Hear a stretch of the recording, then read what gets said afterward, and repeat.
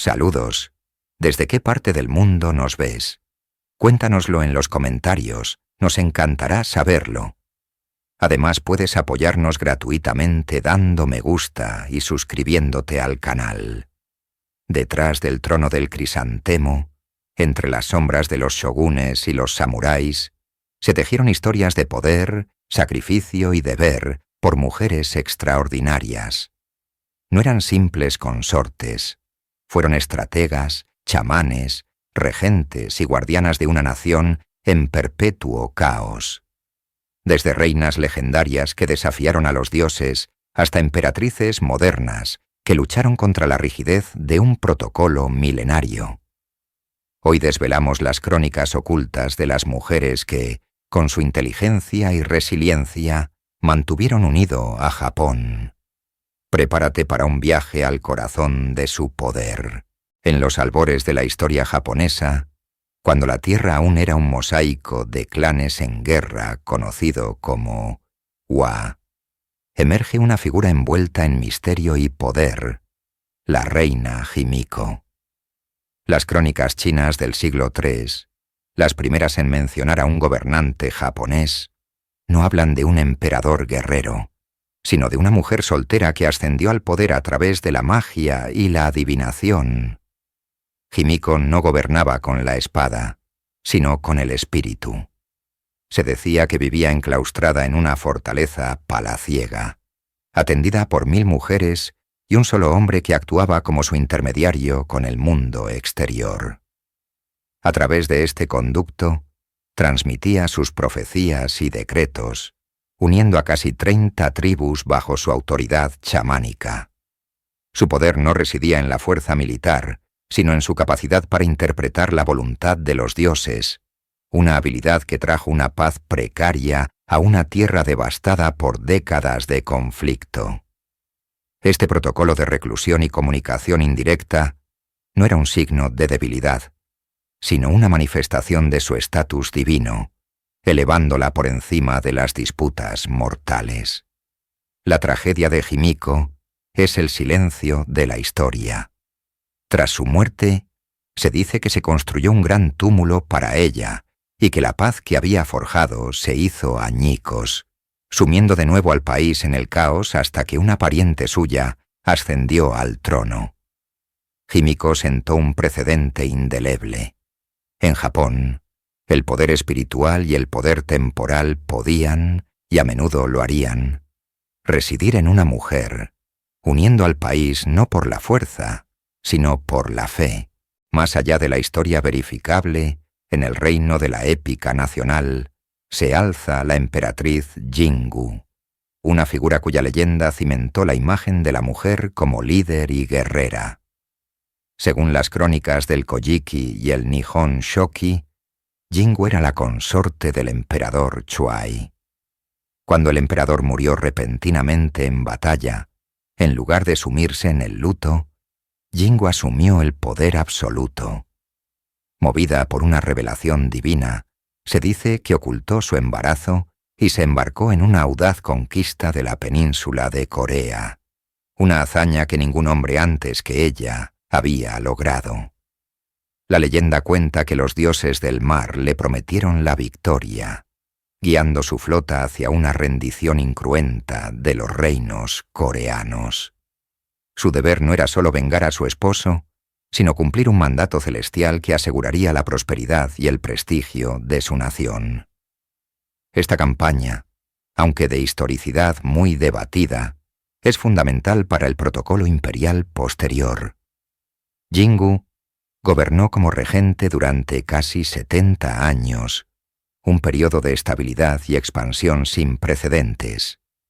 La tragedia personal de su viudez se transformó en una fuente de fuerza sobrehumana, convirtiéndola en el arquetipo de la matriarca que sacrifica su dolor personal por el destino de su pueblo y de su hijo nonato, el futuro emperador Ojin, a quien se deificaría como Hachiman, el dios de la guerra. La historia de Jingu, sea mito o realidad, demostró que el poder de una mujer podía extenderse desde el trono hasta el campo de batalla, forjando el destino de Japón. Dejando atrás la niebla de la leyenda, entramos en el período Asuka, una era de transformación radical para Japón, y en el centro de todo ello se encuentra la emperatriz Suiko, la primera mujer en ocupar el trono del crisantemo, cuya existencia está históricamente confirmada. Su ascenso al poder en el año 593 no fue un acto de ambición personal, sino una necesidad política. Tras el asesinato de su hermano, el emperador Sushun, la corte se encontraba al borde de una guerra civil entre los clanes Soga y Mononobe. Suiko, viuda del emperador Bidatsu y miembro del poderoso clan Soga por parte de madre, era la figura de consenso ideal para estabilizar el reino. Su reinado de 35 años no fue pasivo. Fue una era de diplomacia y reformas profundas. Con una astucia política excepcional, nombró a su sobrino, el brillante príncipe Shotoku, como su regente y príncipe heredero. Juntos, formaron una de las alianzas de gobierno más efectivas de la historia japonesa. Bajo su mandato, el budismo se estableció firmemente como religión de Estado. Se reanudaron las relaciones diplomáticas con China y se promulgó la Constitución de los 17 artículos, un código moral y político que centralizó el poder imperial y sentó las bases del Estado japonés. Suiko navegó las peligrosas corrientes del protocolo cortesano y las rivalidades de los clanes con una habilidad consumada, demostrando que el deber de una emperatriz no era solo reinar, sino gobernar activamente, guiando a su nación desde una confederación de clanes hacia un imperio unificado y sofisticado. Durante el apogeo del período Heian, el poder imperial experimentó una transformación sutil pero absoluta. El poder ya no emanaba directamente del trono del crisantemo, sino de la sombra que se cernía sobre él, el clan Fujiwara. Su método no era la conquista militar, sino una estrategia de dominio biológico y político a través de sus mujeres. Los Fujiwara perfeccionaron el arte de la política de matrimonio, o Sekan Seiji. Durante más de 200 años, su plan fue impecable.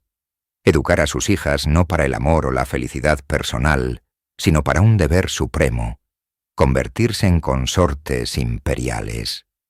Una vez en el palacio, su única misión era dar a luz a un heredero varón. Cuando su hijo ascendía al trono, el abuelo Fujiwara era nombrado regente, gobernando de facto Japón. Para estas mujeres, la vida era una jaula dorada. Rodeadas de un lujo inimaginable, su existencia estaba rígidamente controlada por el protocolo imperial.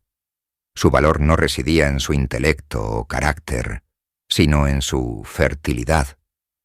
La tragedia personal de estas princesas Fujiwara era la anulación de su identidad en favor de la ambición de su clan. Eran peones exquisitamente vestidos en un juego dinástico implacable. Sin embargo, su influencia indirecta era inmensa. Como madres de emperadores, moldeaban la infancia de los futuros gobernantes y patrocinaban la cultura, contribuyendo al florecimiento artístico de la era Heian. A través de sus hijas, el clan Fujiwara mantuvo unido el poder, no por la fuerza, sino controlando el vientre que gestaba el futuro de la nación. A principios del siglo VIII, Japón era una nación en plena consolidación, pero carecía de un corazón permanente. Sus capitales se movían con cada nuevo reinado, un costoso ritual basado en creencias sintoístas sobre la impureza de la muerte. Fue la emperatriz Genmei quien rompió con esta tradición milenaria, tomando una decisión que definiría una era.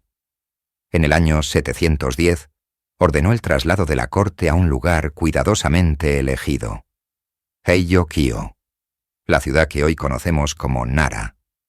Esta no fue una simple reubicación. Fue la construcción de un símbolo de poder imperial centralizado y duradero, inspirado en la gran capital de la dinastía Tang de China, Chang'an. La escala del proyecto era monumental. Exigió una movilización de recursos y mano de obra sin precedentes, estableciendo una metrópoli con un palacio imponente, templos budistas grandiosos y una red de calles en perfecta cuadrícula. Yen Mei supervisó este colosal esfuerzo, demostrando una visión política y una capacidad administrativa extraordinarias. Su reinado no solo dio a Japón su primera capital fija, sino que también impulsó la cultura y la ley.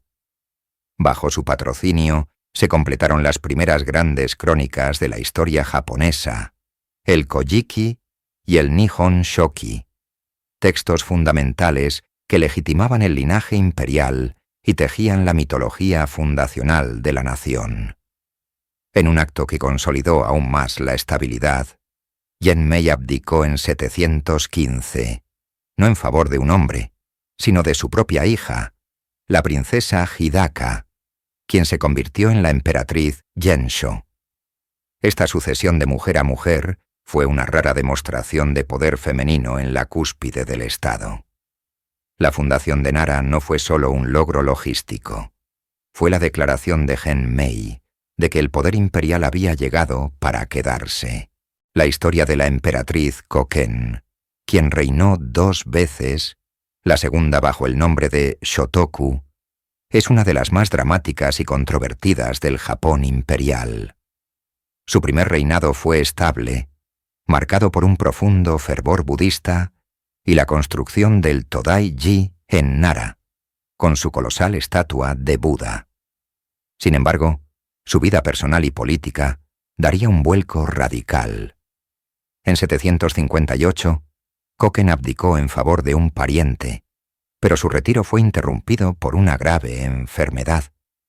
Fue entonces cuando un carismático monje budista llamado Dokyo entró en su vida, supuestamente curándola a través de sus rezos y cuidados. La gratitud de la emperatriz se transformó en una devoción y una confianza absolutas.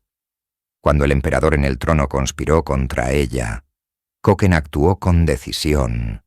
Lo depuso y retomó el poder en 764, ahora como emperatriz Shotoku. Su segundo reinado estuvo completamente dominado por la figura de Dokyo. Lo colmó de títulos y poder, nombrándolo gran ministro y luego rey del Dharma, una posición sin precedentes que lo situaba casi a la par de la soberana. La corte, especialmente el poderoso clan Fujiwara, observaba con alarma cómo la influencia del monje crecía sin control. El escándalo alcanzó su punto álgido cuando un oráculo pareció nombrar a Dokyo como el próximo emperador. Esta fue una línea que ni la devota emperatriz podía cruzar sin destruir la propia institución imperial. La intervención de la aristocracia, liderada por los Fujiwara, frenó la ambición del monje. A la muerte de Shotoku en 770, Dokyo fue exiliado inmediatamente. El escándalo fue tan profundo que la corte decidió que ninguna mujer volvería a ocupar el trono del crisantemo durante casi 1000 años, un legado trágico para una de las soberanas más poderosas de Japón. Con el traslado de la capital a Heian-kyo, la actual Kioto, en 794, comienza una nueva era de refinamiento cultural sin precedentes. Sin embargo, para las mujeres de la aristocracia, este mundo dorado era también una jaula exquisita. El poder imperial directo de las emperatrices reinantes del período Nara se desvaneció, siendo reemplazado por una forma de influencia más sutil, pero no menos potente, ejercida desde detrás de biombos y cortinas de seda. El protocolo de la corte de Heian dictaba una estricta segregación. Las damas nobles vivían enclaustradas en los aposentos interiores del palacio, sus rostros rara vez vistos por hombres que no fueran sus parientes más cercanos. Su vestimenta, el juni hitoe, o túnica de 12 capas, era una obra de arte andante que restringía severamente el movimiento. Sin embargo, dentro de este confinamiento, floreció una cultura femenina de inmenso poder político. El clan Fujiwara perfeccionó la estrategia del matrimonio político. Casaban sistemáticamente a sus hijas con los emperadores. Cuando una de estas consortes daba a luz a un heredero varón, el abuelo Fujiwara era nombrado regente, controlando efectivamente el trono a través de su nieto. Las mujeres se convirtieron en peones y a la vez en reinas en este complejo tablero de ajedrez dinástico. Su educación no se centraba en la guerra o la administración, sino en las artes de la influencia, la caligrafía perfecta, la composición de poesía evocadora, la maestría musical y la capacidad de discernir las corrientes políticas a través de conversaciones veladas. La competencia entre consortes era feroz, una batalla silenciosa librada con poemas, alianzas y el favor imperial, donde un verso bien elegido podía asegurar el ascenso de una familia o sellar su caída.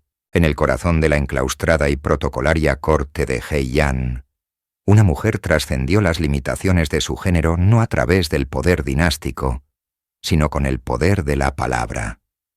Murasaki Shikibu, una dama de compañía al servicio de la emperatriz Shoshi, se convirtió en la cronista inmortal de su tiempo. Su obra, la novela de Genji, es considerada la primera novela del mundo y una de las cumbres de la literatura universal. A diferencia de otras mujeres de su clase, Murasaki recibió una educación excepcional.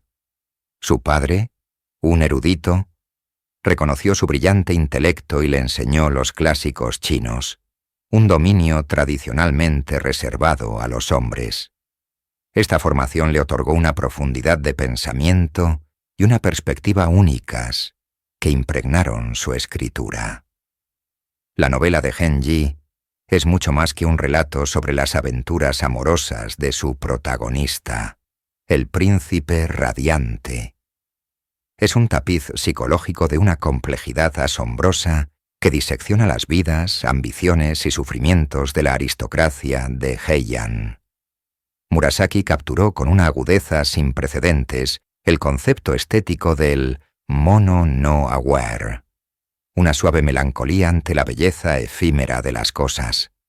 A través de sus personajes femeninos, exploró las restricciones, las frustraciones y la resiliencia de las mujeres en un mundo dominado por hombres. Su pluma dio voz a sus esperanzas silenciosas y a sus tragedias privadas. Mientras las crónicas oficiales registraban batallas y decretos imperiales, Murasaki Shikibu registraba el alma de una era. Su influencia fue tan profunda que su obra no solo definió la literatura japonesa durante siglos, sino que también moldeó la percepción misma de la cultura y la estética del período Heian para todas las generaciones futuras. Tras la muerte de Minamoto no Yoritomo en 1199, el primer shogun de Kamakura, el poder en Japón se encontraba en un estado precario.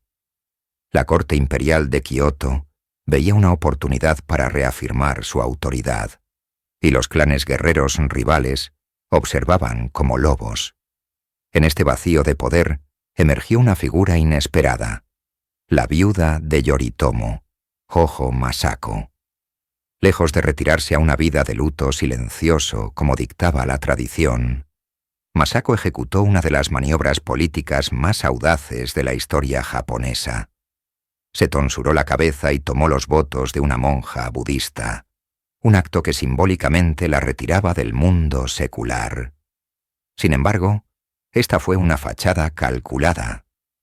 Como monja, se liberó de las restricciones impuestas a las mujeres de la aristocracia y ganó una autoridad moral casi intocable. Desde detrás de esta cortina de piedad, Masako se convirtió en la verdadera arquitecta del poder.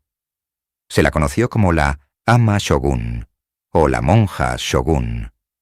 Cuando su propio padre, Hojo Tokimasa, intentó instalar a un yerno como nuevo shogun, Masako conspiró con su hermano Yoshitoki para exiliarlo, asegurando que sus hijos, Yorille y Sanetomo, heredaran el título. Pero ella nunca les cedió el control real. Gobernó como regente, manejando los hilos del Bakufu, el gobierno militar, con una astucia y una crueldad que superaban a las de sus contemporáneos masculinos.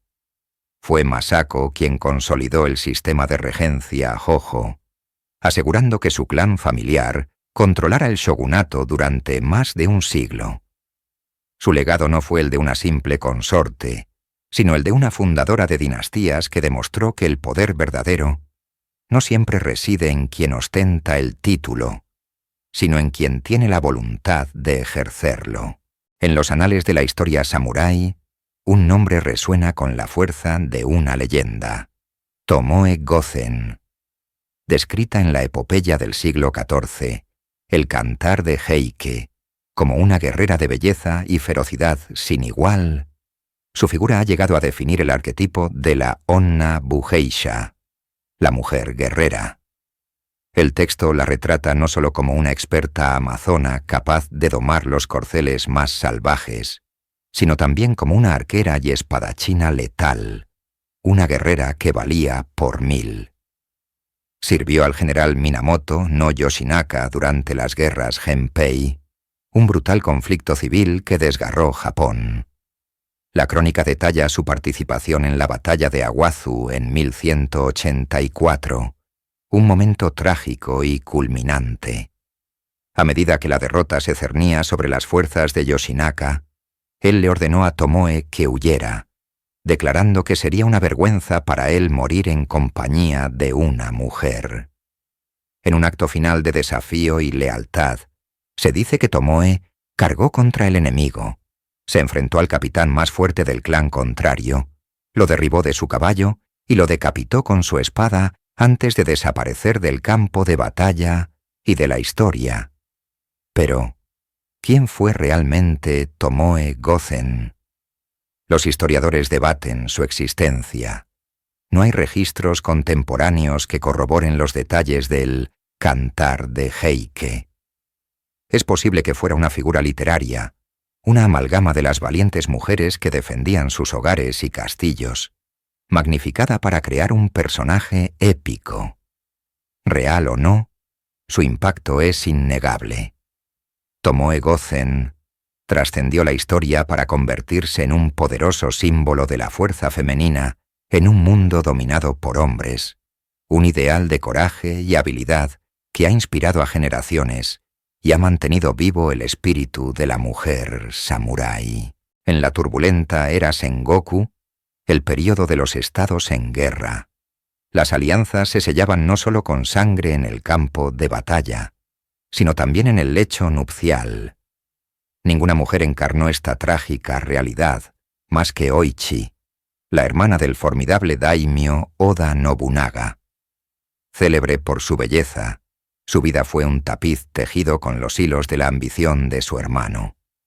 Su primer matrimonio, con Azai Nagamasa, fue una maniobra estratégica para asegurar la frontera norte de Nobunaga.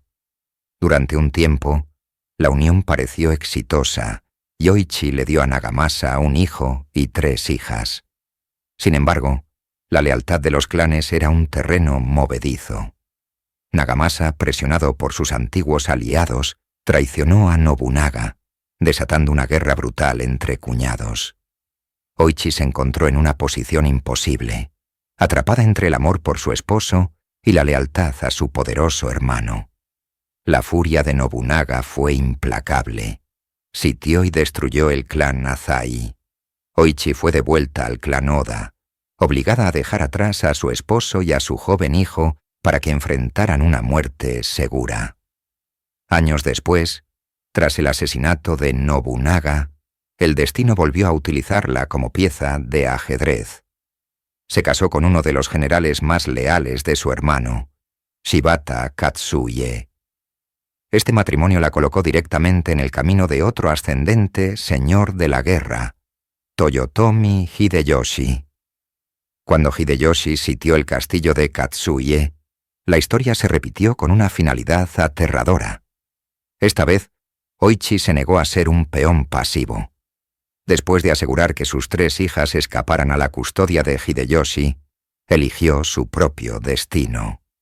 Se unió a su esposo Katsuie en el ritual del seppuku, mientras el castillo ardía a su alrededor, un último acto de lealtad samurái que selló su trágica leyenda. El linaje de Oichi, marcado por la tragedia, continuaría influyendo en el destino de Japón a través de su hija mayor, Chacha. Tras la muerte de su madre, Chacha y sus hermanas quedaron bajo la tutela de Toyotomi Hideyoshi, el mismo hombre que había llevado a sus padres a la muerte. Con el tiempo, la belleza e inteligencia de Chacha cautivaron al unificador de Japón y se convirtió en su concubina más favorecida. Su estatus se transformó de rehén a poder supremo cuando logró lo que ninguna otra mujer pudo: darle a Hideyoshi un heredero varón, Toyotomi Hideyori. Desde ese momento fue conocida como Yodo Dono, la dama del castillo de Yodo, y se convirtió en la matriarca de facto del clan Toyotomi. Tras la muerte de Hideyoshi en 1598, el poder que había acumulado se puso a prueba. El Consejo de Regentes, liderado por el astuto Tokugawa Ieyasu, comenzó a desmantelar metódicamente el legado de Hideyoshi. Yodo Dono, como madre del joven heredero, se erigió como la guardiana de la fortuna de su hijo y la principal opositora de las ambiciones de Ieyasu. El conflicto inevitablemente culminó en una de las batallas más grandes de la historia samurái, el asedio de Osaka. Desde el interior de la fortaleza más imponente de Japón, Yodo Dono dirigió la resistencia. Se negó a someterse, reuniendo a un vasto ejército de ronin y señores leales a la causa Toyotomi. Durante meses resistieron las abrumadoras fuerzas de Tokugawa, pero la astucia de Ieyasu finalmente prevaleció. Tras una tregua engañosa, sus cañones redujeron las defensas del castillo. En el verano de 1615, con las murallas en llamas y la derrota total, Yodo Dono tomó la decisión final.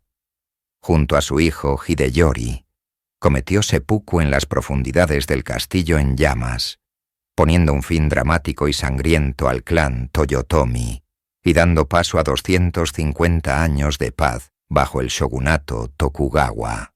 Al adentrarnos en el período Edo, el poder se consolida en manos del shogunato Tokugawa, y dentro del corazón de su fortaleza, el castillo de Edo, existía un mundo paralelo, una fortaleza dentro de otra, el Uku. Literalmente, los grandes interiores era la sección del castillo habitada exclusivamente por mujeres.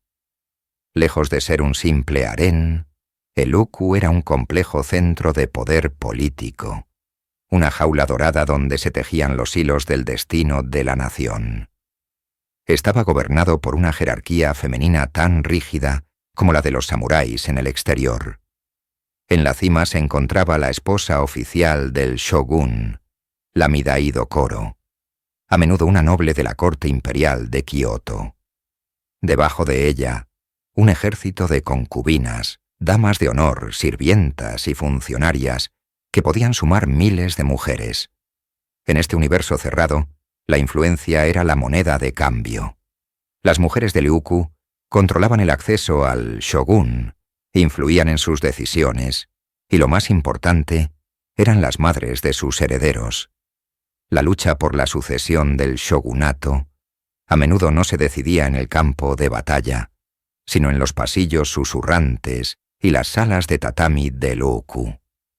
Una palabra favorable de una concubina influyente o una estrategia de la Midai-do Koro podía elevar a un hijo a la cima del poder o condenar a otro al olvido. Era un sistema de poder indirecto pero inmenso, donde el protocolo era un arma y la lealtad una mercancía. Las mujeres del Uku, aunque físicamente confinadas, manejaban un poder que muchos señores feudales solo podían envidiar. demostrando que en el Japón Tokugawa, el control sobre el ámbito privado del gobernante era la clave del poder público. Dentro de la jaula dorada del uku, una mujer de origen modesto se alzaría para convertirse en una de las figuras más poderosas de su tiempo. Su nombre era Ofuku, pero la historia la recordaría como Kasuga no Tsubone. Hija de un vasallo traidor, su futuro parecía sombrío, pero su inteligencia y determinación la llevaron a ser elegida como nodriza del nieto del shogun, el joven Takechiyo, quien se convertiría en el shogun Iemitsu. Su devoción por él era absoluta. Cuando la sucesión de Takechiyo fue amenazada por su popular hermano menor, Tadanaga, apoyado por sus propios padres, Kasuga no Tsubone tomó una medida audaz y sin precedentes. Viajó para apelar directamente al retirado, pero todavía inmensamente poderoso primer shogun, Tokugawa Ieyasu.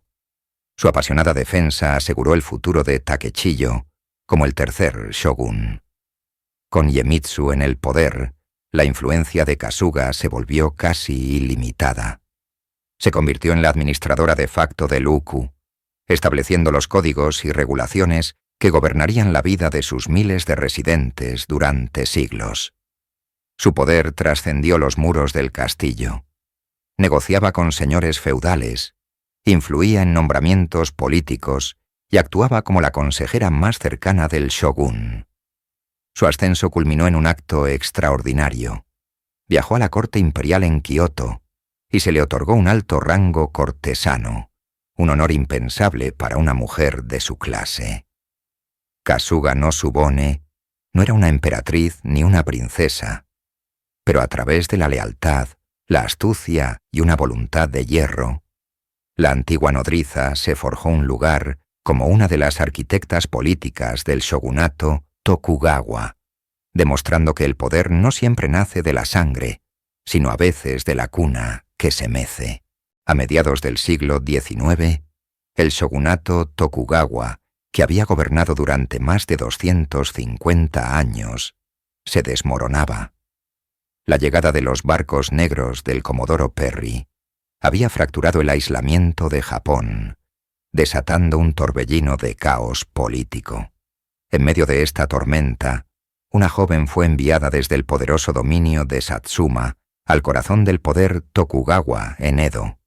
Su nombre era Okatsu, más tarde conocida como Atsuhime o Tensho-in.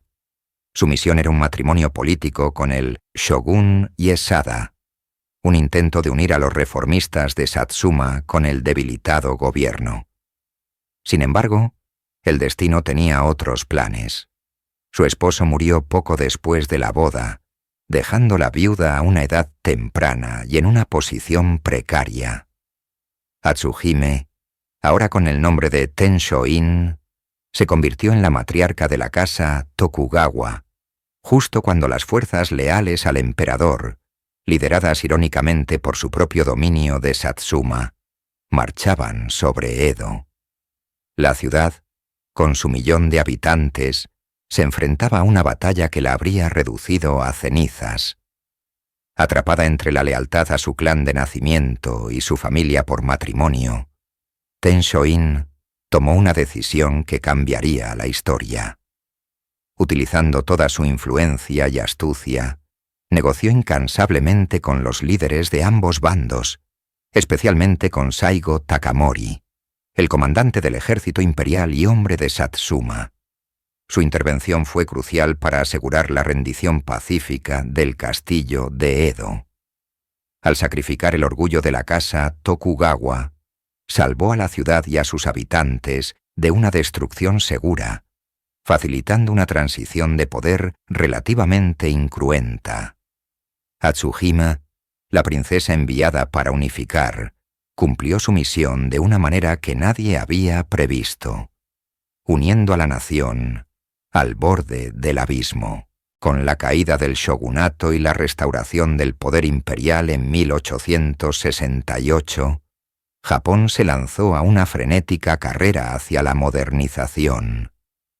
Al frente de esta nueva era estaba el emperador Meiji, y a su lado, una figura que redefiniría el papel de la mujer en el trono del crisantemo, la emperatriz Haruko, conocida póstumamente como Emperatriz Shoken.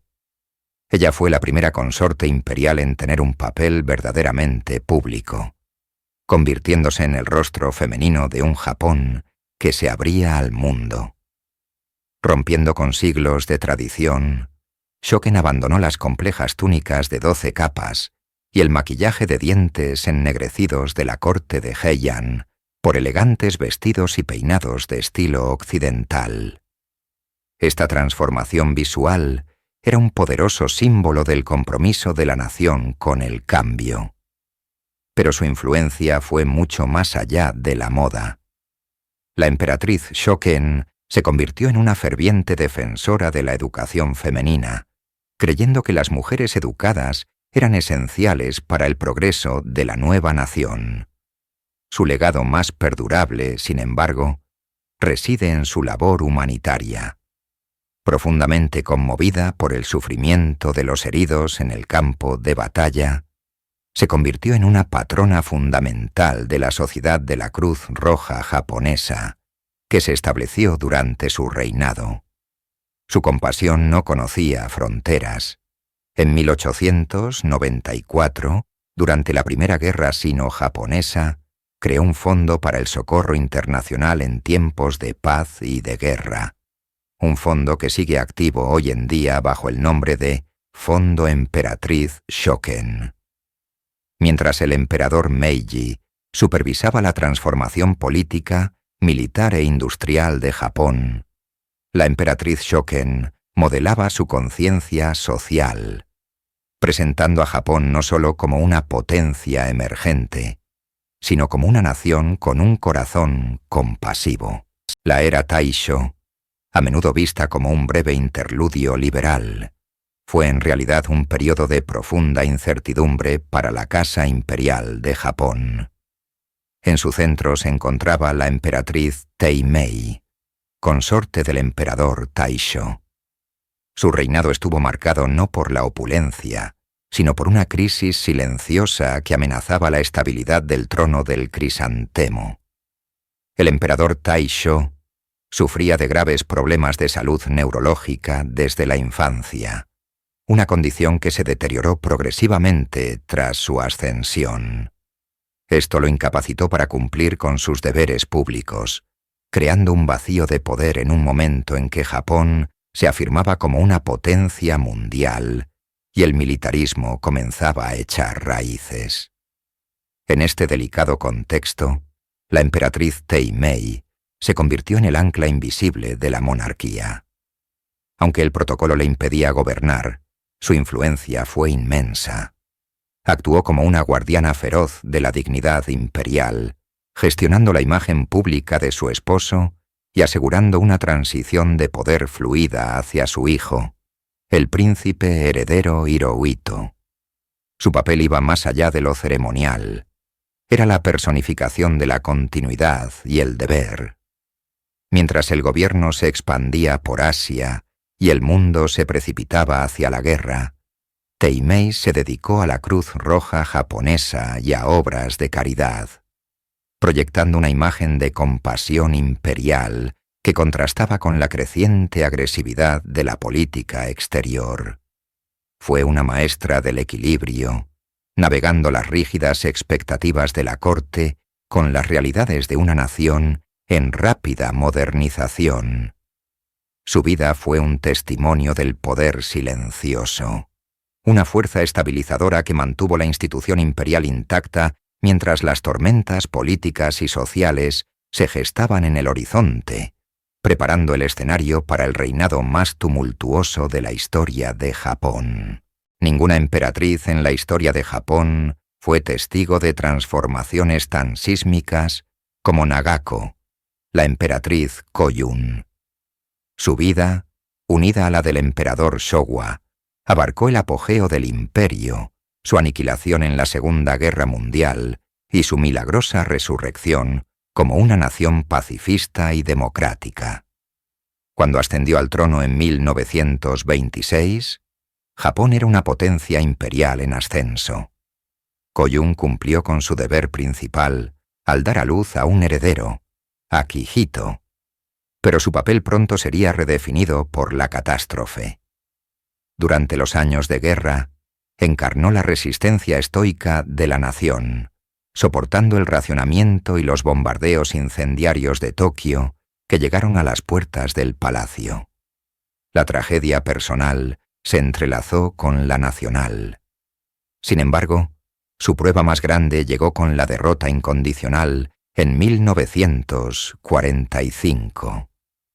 El emperador, considerado un dios viviente, tuvo que renunciar a su divinidad. Fue un shock cultural y espiritual sin precedentes. En este momento de humillación y desesperación nacional, la emperatriz Koyun se convirtió en un pilar de apoyo para su esposo. Juntos, se embarcaron en una nueva misión: humanizar la monarquía. Recorrieron el país devastado, visitando fábricas, minas y refugios. Por primera vez, el pueblo japonés vio a su emperador y emperatriz no como deidades distantes, sino como figuras humanas que compartían su sufrimiento. Koyun fue la primera consorte imperial en viajar al extranjero, presentándole al mundo una nueva cara de Japón. Su vida fue un largo y doloroso viaje desde la divinidad hasta la humanidad, un reflejo del propio camino de su nación, desde la ambición imperial hasta la búsqueda de la paz.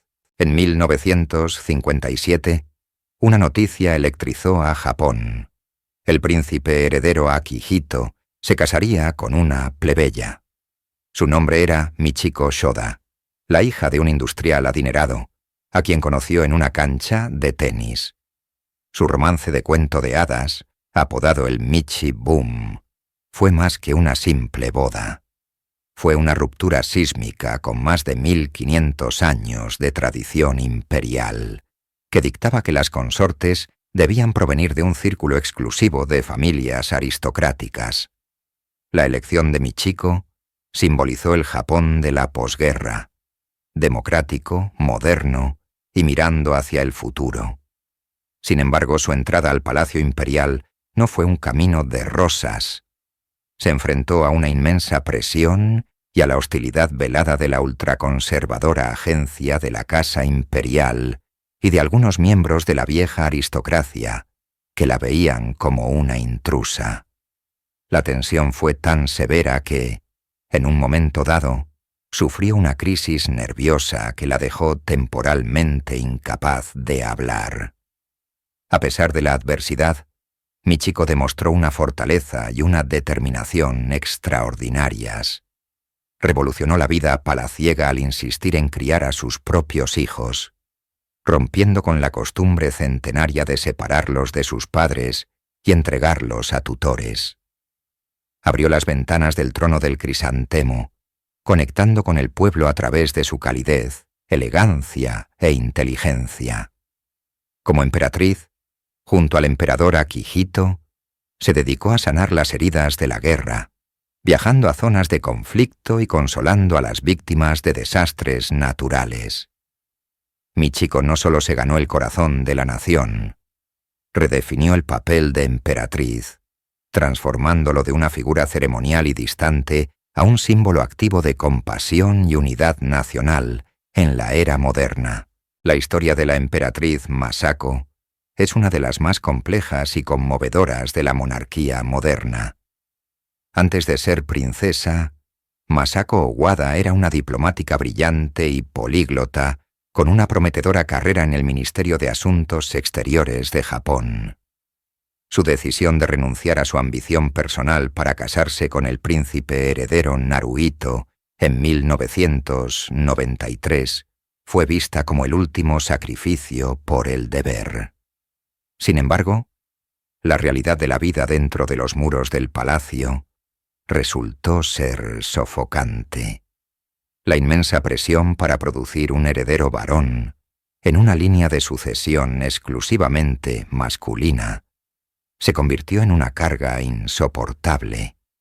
Los años pasaron bajo el intenso escrutinio de los medios y la rígida burocracia imperial. La lucha tuvo un costo devastador. Masako fue diagnosticada con un trastorno de adaptación, inducido por el estrés, lo que la llevó a retirarse de la vida pública durante más de una década. La prensa internacional la apodó la Princesa Triste o la Princesa Cautiva, un pájaro dorado en una jaula de protocolo. En un acto sin precedentes, su esposo, el príncipe Naruhito, la defendió públicamente, criticando las fuerzas que intentaban negar su carrera y su personalidad. Su apoyo inquebrantable fue un faro de esperanza.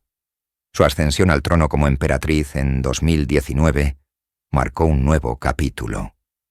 Aunque las cicatrices permanecen, Masako ha resurgido con una gracia y una resiliencia admirables, cumpliendo con sus deberes en la escena mundial.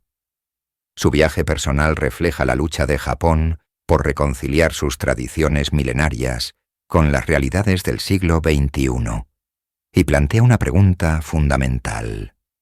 ¿Puede la monarquía más antigua del mundo adaptarse para permitir que una mujer moderna no solo sirva, sino que también prospere?